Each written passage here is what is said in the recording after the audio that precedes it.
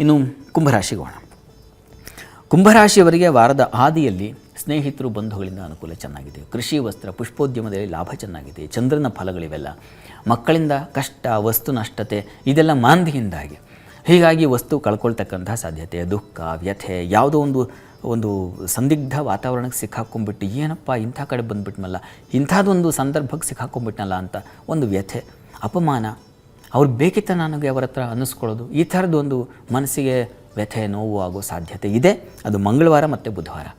ಹೀಗಾಗಿ ಆ ವಾರದಲ್ಲಿ ಸ್ವಲ್ಪ ಎಚ್ಚರವಾಗಿರಿ. ಚರ್ಚೆ, ವಾದ ಇವುಗಳಿಗೆ ಹೋಗಲೇಬೇಡಿ, ಅದರಿಂದ ದೂರ ಇದ್ಬಿಡಿ. ಗುಂಪು ಘರ್ಷಣೆ, ಶಾಲೆಗಳಲ್ಲಿರ್ತೀರ, ಬೇಡದ ಸಹವಾಸ ಇದೆಲ್ಲ ಬೇಕಾ, ಈ ಥರದ್ದೆಲ್ಲ ಬಹಳ ಎಚ್ಚರಿಕೆ ಹೆಜ್ಜೆ ಇಡಬೇಕಾಗುತ್ತೆ ಆ ಒಂದು ಪ್ರಾರಂಭದಲ್ಲಿ ಮಂಗಳವಾರ ಮತ್ತು ಬುಧವಾರದ ಮಟ್ಟಿಗೆ.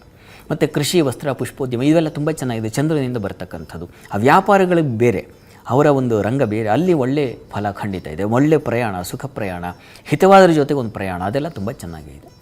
ಇನ್ನು ವಾರದ ಅಂತ್ಯ ಭಾಗ ಗಮನಿಸೋಣ. ವಾರಾಂತ್ಯದಲ್ಲಿ ಕುಂಭರಾಶಿಯವರಿಗೆ ಚಂದ್ರ ಷಷ್ಠಕ್ಕೆ ಬರ್ತಾನೆ. ಸಾಲ, ಶತ್ರುಗಳಿಂದ ಮುಕ್ತಿ, ಕ್ಲಿಷ್ಟ ವಾತಾವರಣದಿಂದ ಹೊರಗೆ ಬಂದುಬಿಡ್ತೀರ, ಅದೆಲ್ಲ ತುಂಬ ಚೆನ್ನಾಗಿದೆ.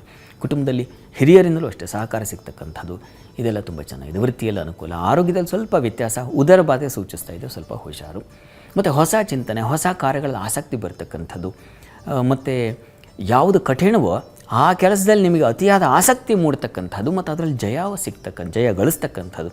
ಈ ಥರ ಸ್ತ್ರೀಯರಿಗೆ ನೋಡಿ, ಶತ್ರುಗಳಿಂದ ಆ ವ್ಯೂಹ ಇದ್ದರೂ ಆ ಕೋಟೆಯನ್ನು ಭೇದಿಸಿ ಅಲ್ಲೊಂದು ಒಳ್ಳೆಯ ಫಲ, ಅಲ್ಲಿ ಜಯ ಗಳಿಸ್ತಕ್ಕಂಥ ಒಂದು ಶಕ್ತಿ ಬಂದುಬಿಡುತ್ತೆ. ಅದು ಚಂದ್ರನಿಂದಾಗಿ, ಚಂದ್ರ ಬುಧರ ಸಂಯೋಗದಿಂದಾಗಿ ಚೆನ್ನಾಗಿದೆ. ನಿಮಗೂ ಅಷ್ಟೇ ಸ್ವಲ್ಪ ಒಳ್ಳೆಯ ಸಚ್ಛಾಸ್ತ್ರ ಚಿಂತನೆಗಳು, ಅಧ್ಯಯನ, ಇವುಗಳಲ್ಲಿ ಸಂಶೋಧನೆ, ಇವುಗಳಲ್ಲಿ ಆಸಕ್ತಿ ಬೆಳೀತಕ್ಕಂಥದ್ದು. ಗುರು, ರವಿ, ಬುಧ ಈ 3 ಗ್ರಹಗಳು ಪಂಚಮದಲ್ಲಿ ಸಂಚರಿಸುವಾಗ ತುಂಬ ಚೆನ್ನಾಗಿರುತ್ತೆ. ಬುಧ ಹೊರಟ, ಹೀಗಾಗಿ ಸ್ವಲ್ಪ ಮಟ್ಟಿಗೆ ಆಲಸ್ಯವೂ ಬರುತ್ತೆ. ಇದ್ರ ಕಡೆ ಗಮನ ಇರಲಿ.